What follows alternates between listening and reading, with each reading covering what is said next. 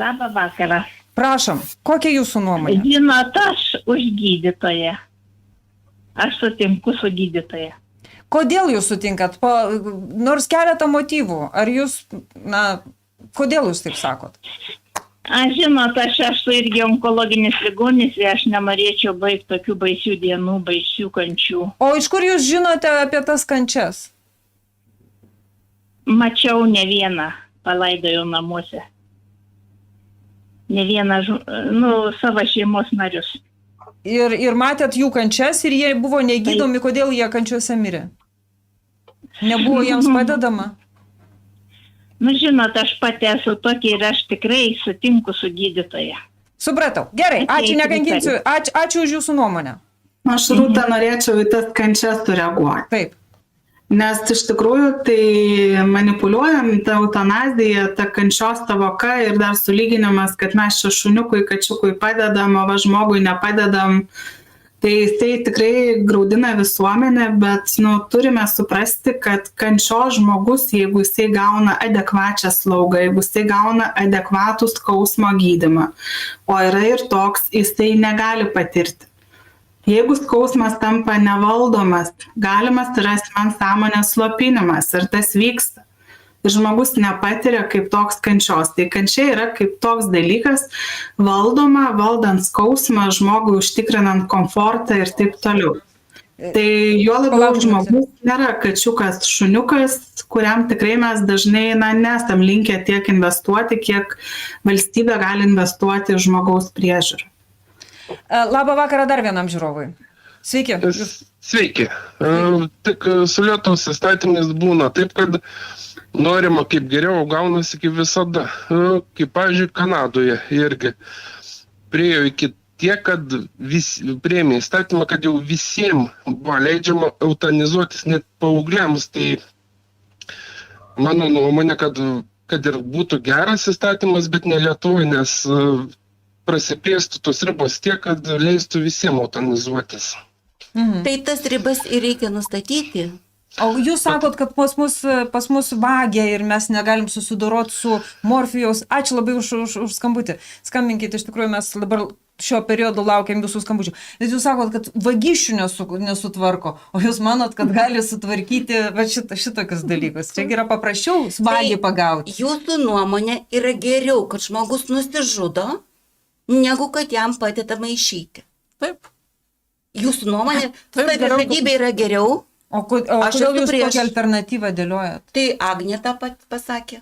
Kad žmonės renkasi savižudybę. Sprendimą ar žudytis ar ne, kodėl mes turime velti į tą procesą. Tai yra kovojama su tuo, yra investuojama į tai, kad žmonės to nedarytų, yra psichologinė pagalba, yra tarnybos, kurios padeda tuo atveju. Tai yra mūsų visuomenės nuomonė.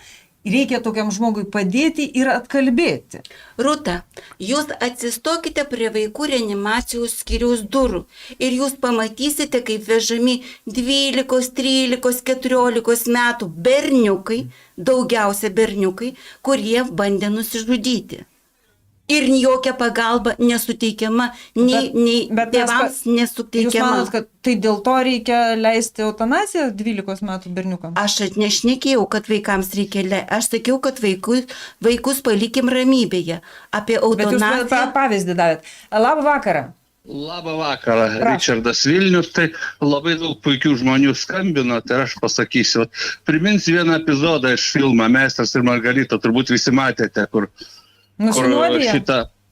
Pontijus, sako pilotas, kad sako tavo gyvybė kabant plauko. Ir paskui sako, ne tu ją pakabinai, bet aš galiu jų nukirpti. Sako, ir tu nukirpti tą plauko negali. Tai va, žmogus labai gerai priminė, kad egzistuoja Dievas, kūrėjas, kuris sukūrė tą gyvybę ir ne veltui bažnyčia laiko nuodėmę.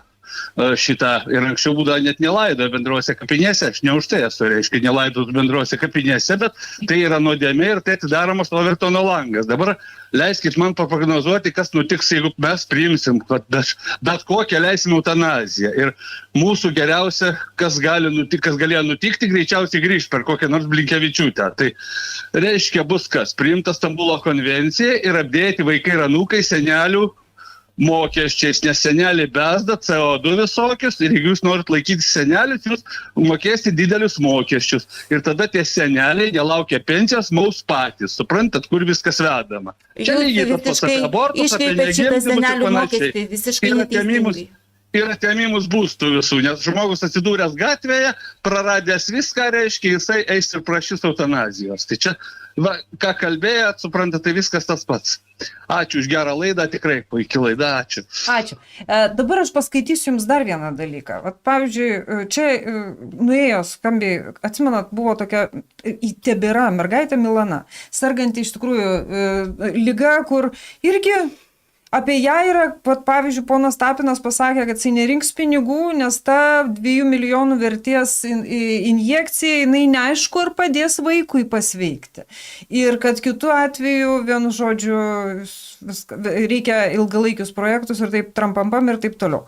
Tai taip, yra tų būklių va čia, bet matėt, kas darosi? Žmonės, aš tai džiugiuosi, žmonės sumetė pinigus, surinko pinigus, mergaitė dabar vežiojama į Lenkiją, mes reabilitacijos tos neturim. Matėt, Agne, ten fantastiški vaizdai, kaip yra reabilitacijos, kaip vyksta mergaitės reabilitacija, kaip yra su jie dirbama. Mes šito neturim iš viso Lietuvoje, man atrodo, taip išplitusio, nes vežioja tai ten. Tai ir žmogutis stojasi ant kojų. Tai kuo, jūs sakot, vat, vaikų, nelieskite vaikų, tai kuo senelis yra blogas? Nu, jaunas žmogus, tarsi vaikas nepajėgus, bet jisai turi kažkokią tai perspektyvą, gyvens, o čia dėl to eutanazija seniems žmonėms, kad jie neturi perspektyvos, čia... Palaukite. Aš nekėjau apie neturi perspektyvos, kai jisai serga nepagydoma... Palaukit. Vaikai nepagydoma liga. Kai serga nepagydoma liga. Milanos būklė yra bloga. Buvo bloga. Mergaitės. Jinai mažutė yra. Aš džiaugiuosi, kad Milanai yra geriau, bet kaip gydytoja, realiai įvertinusi situaciją, aš suprantu, kad nieko gero nebus. Tai nereikia, Tapinas teisus šitoje. Tai iš principo teisingai pasakė, kad nereikia mėtyti pinigų į balą. Dalinai taip. Va. Tai irgi reikėtų, o tokiu atveju, nu jeigu jau logiškai tęsiant, tai jūs ir, nu gerai, va tokios būklės vaikai gimsta. Nu tai ką, jūs ką, kaip jūs spręstumėt, nu va, jos yra, nu, mažai suderinamos su kokybišku gyvenimu. Jūs užduodat tokius egzistencinius klausimus, kurie iš tikrųjų yra labai... Seneliui ne egzistencinius, o vaikui egzistencinius. O kuo senelis yra blogesnis už... Aš kalbėjau ne tik apie senelius, aš kalbėjau apie suaugusius žmonės, kurie serga nepagydomomis ligomis. Bet tai šiandien nepagydoma, rytoj pagydoma. Ne, rytoj nebus pagydoma, todėl kad yra... Aš jums papasakosiu stebuklingą atvejį. Labą vakarą. Labą vakarą. Prašom, sakykit savo nuomonę. Aš pilnumoj... Bet išjungkite garsą savo aparato. Matau, aš už Agnės požiūrį į tą visą reikalą, nes kadangi karma yra karma ir nuo to mes negalim niekur pabėgti, jeigu tau lemta taip pragyventi ir pabaigti gyvenimą. Ačiū. Ačiū. Va, žiūrėkit, aš papasakosiu tokį dalyką. Aš turėjau artimą žmogų, kuris mirė nuo 4 stadijos vėžio. Ir kai kepenyse, kaip man pasakė, kad po 9 mėnesių turi perspektyvą 9 mėnesių, tai taip ir buvo. Po 9 mėnesių žmogus mirė. Aš turiu draugų, dabar esančių tos su dar blogesnė būklė. Praėjo tarptų šitų 2 atvejų, kada mirė mano artimas žmogus ir dabartinės būklės, praėjo 10 metų, ne? Ir dabar tas žmogus 3 metus prastesnės būklės tebedirba, tebevaikščia, nu, tarsi pilna kraujiškai gyvena. Taip, bet mes nešnekam apie pilną kraują gyvenančius žmonės. Mes šnekam būtent apie tokius žmonės. Bet jūs sakot, kad nebūna, tarsi, jeigu nepagydoma, tai nepagydoma. 4 stadijos kepenų vėžys yra nepagydoma liga. Ne? Medicina tobulėja, bet ne visos ligos yra pagydomos. Nuspręs. Agne, kas nuspręs? Kad, nes, pavyzdžiui, aš atsimenu savo atvejį tiesiog su onkologiniam lygom.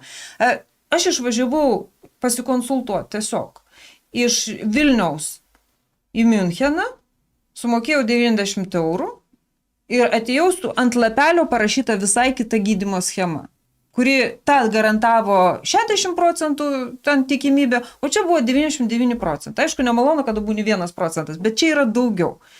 Ir jeigu mūsų valstybėje duoda va tokius, o kitoj, tai kas čia bus tas sprendikas Lietuvoje? Kaip jūs įsivaizduojate? Čia, matot, mūsų valstybėje kai kurių vaistų naujų ir pažangių nėra, bet ir dėl to yra kalti pacientai. Tai aš vėl grįžtu prie to, kad mes daug problemų, kurias turi sveikatos sistema, dabar bandom suversti ant paciento ir pasakyti, kad jeigu sistema turi problemų, tai vadinasi pacientas turi numirti, nes iš tikrųjų medicinos vystymosi mastai yra tokie, kad tai buvo laikai, kada žmonių išgyvenamumas buvo 26 metai, vidurkis Kernavės kapinyno kapinėse, bet dabar tas išgyvenamumas yra didesnis. Lygiai taip pat kaip ir daugelio lygų gydymas, jisai praktiškai metų iš metų žengia 100-myliais žingsniais. Tai sėsti ir dabar apsispręsti, ką mes čia laikysime tą ligą, kuri yra netinkama gyventi, jau nepakankamai komfortabili, tai nepamirškim, kad mes sprendžiame iš savo bokšto, kada esame sveiki ir bandom įvertinti kitus žmonės. Bet kada žmogus serga, tai aš bijau, kad jo savivertė yra šiek tiek kita ir dažnai jisai savo būklę, kad tyrimai ir rodo, vertina geriau negu vertina aplinkiniai, nes atsiranda noras išgyventi, kas žmogui yra prigimtinis noras. Kiekvienas iš mūsų, jeigu mes esame sveikos nuovokos, iš tikrųjų norim gyventi.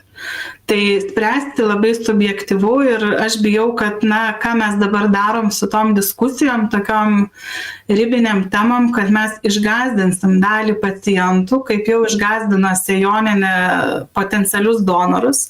Ir žmonės į dieną po 900 kai kuriom dienom kreipiasi ir sako, kad jie nenori donuoti, nes Sėjoninė yra užregistravusi projektą su numanomu sutikimu donorystė. Ir žmonės, kai kurie neteisingai tą projektą supranta ir puola gelbėtis, ne kaip jie išmano. Tai lygiai taip pat ir su eutanazija, ypač kada jos skleidėjais tampa ten kokia nors slaugytoja LRT kanale ar medikai. Tai, patikėkite pacientui, kuriam reikės gultis į ligoninę, tai aš taip įsivaizduoju, kad turėtų darytis nejauku, nes kada slaugytoja dalina interviu ir sako, kad aš čia mielai sušvirkščiau arba kažką pacientui padaryčiau, tai pasitikėjimo medicina nekelia, o šiaip jau medicina pasitikėjimas Lietuvoje ir taip yra labai žemas. Tai aš matau ir tą pavojų, kad bebandant valdantiesiams uždangstyti čia dūmų uždangas ant nekilnojamo turto mokesčio, mes dar prisidarysime tiek bėdų, kad iš viso turėsime vos neminusinį pasitikėjimą sveikatos sistema. Čia sutinku, kad iš tikrųjų yra labai svarbus subjektyvus parametras ir ką noriu atkreipti dėmesį, tai į šitą visiškai neproblemišką nušaukimą į pasitikėjimą specialistais, kurį mūsų pašnekoviai demonstruoja, kad štai medikai, psichologai, psichiatrai ar dar kažkas yra vienareikšmiškai galintys nuspręsti autoritetai pagal racionalius objektyvius kriterijus. Jie pamatuos, kad objektyviai tau lyg ir kažkokia nykstamai maža tikimybė, tada galima. Štai jeigu nėra tos tikimybės, tada negalima. Vadinasi, žmogus, kuris tuo pačiu metu tarsi išsako pagarbą laisvai valiai žmogaus, kas būtų man simpatiška pozicija, tuo pačiu metu jis staigiai iš tikrųjų visiškai sunaikina pasitikėjimą laisva valia ir pagarbą jai ir atiduoda ją į specialistų, kurie dažnai dar ir šarlatanais būna, arba tiesiog jų, tai, kuo jie yra specialistai, buvimas tiesa gali gana greitai pakeisti ir galų gale tam ir egzistuoja konsiliumai, kad paprastai nesutarė tie specialistai tarpusavėje, jų nuomonės skiriasi. Taigi jis deleguoja, vadinasi, tą laisvą valią į kažkieno kito objektyvų sprendimą. Objektyvų tai reiškia ignoruojantį subjektyvę žmogaus būseną.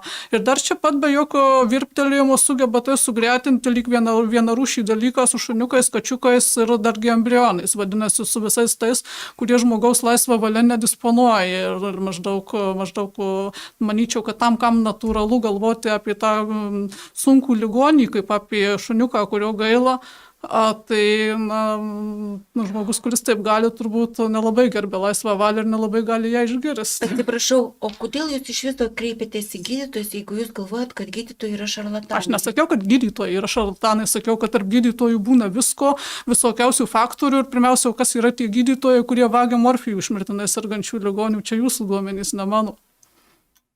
Tai turbūt tas, kuris gali taip pasielgti, gali ir neefektyvią diagnozę parašyti, arba nebūtinai tyčia, gali netyčia dėl to, kad neapsižiūrėjo, dėl to, kad stigo tyrimų, dėl to, kad suveikia visokiausi faktoriai. Pirmiausia, medicina yra, užtenka tiesiog susipažinti su studentais, kurie tampa kokios nors srities specialistais, pamatyti, kaip visas tas procesas eina, kaip išlaikomi egzaminai, kiek po jų pamirštama, pagalvoti, kiek žmonių išlaikytų tos pačios specialybės egzaminą po metų arba po 15 metų. Ir tada pagalvoti, palaukite, tai visi šie specialistai po to oriai visą gyvenimą su diplomais kišenėje, sako, mes specialistai, o ko jie specialistai dažnai yra?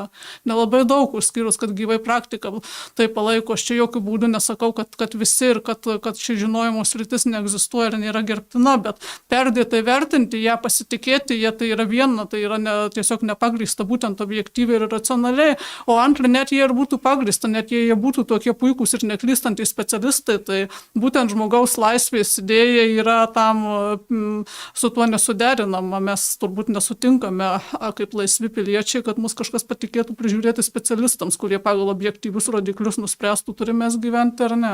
Kurie pagal objektyvius jūsų rodiklius yra šarlatanai.